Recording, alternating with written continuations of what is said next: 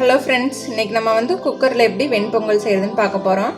தேவையான பொருட்கள்: பச்சரிசி, சிறுபருப்பு, முந்திரி, சீரகம், மிளகு, கருவேப்பிலை, இஞ்சி கொஞ்சம் வந்து நச்சு வச்சுருக்கேன் சிறிதளவு, அப்புறம் நெய், அப்புறம் உப்பு தேவைக்கேற்ப. இப்போ வந்து நீங்கள் வந்து 2 டம்ளர் பச்சரிசி எடுத்திங்கன்னா 1 டம்ளர் பருப்பு எடுத்துக்கோங்க. அப்போ தான் பருப்பு நிறையா இருந்தால் தான் நமக்கு வந்து அளவு கரெக்டாக சூப்பராக இருக்கும். பருப்பு சேர்க்கும்போது நமக்கு டேஸ்ட் நல்லாயிருக்கும்.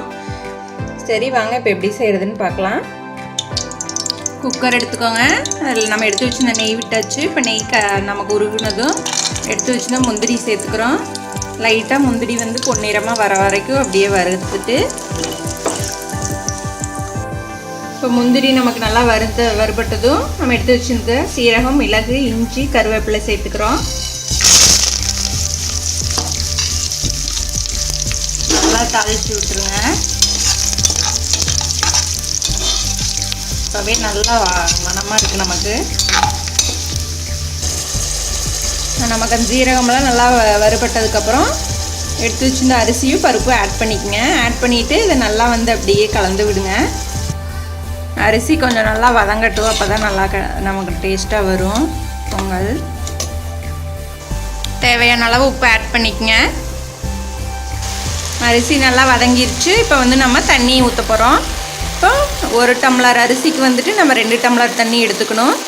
இப்போ வந்து நான் 3 டம்ளர் பருப்போடு சேர்த்து 3 டம்ளர் எடுத்திருக்கேன். 2 டம்ளர் அரிசி, 1 டம்ளர் பருப்பு எடுத்திருக்கேன். ஸோ அப்போ 6 டம்ளர் தண்ணி நம்ம ஊற்றணும். இது வெண்பொங்கல்னால உங்களுக்கு கொஞ்சம் கொலன்னு வரணுன்னா நீங்கள் வந்து தண்ணி இன்னுமே ஆட் பண்ணிக்கலாம்.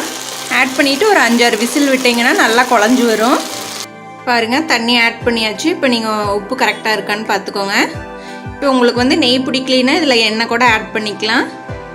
இப்போ நெய் நிறையா ஊற்றணும் தான் நமக்கு வந்து அடி பிடிக்காமல் வரும்.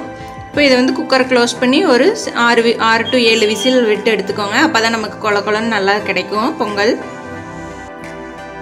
பாருங்கள், நான் 7 விசில் விட்டு ஆஃப் பண்ணிவிட்டேன். இப்போ ஓப்பன் பண்ணியிருக்கேன் குக்கரை. பாருங்கள், நமக்கு நல்லா வந்து குழஞ்சி வந்திருக்கு, வெந்து சூப்பராக வந்திருக்கு. இப்போ இதை வந்து ஒரு கப்புக்கு நம்ம மாற்றிக்கலாம்.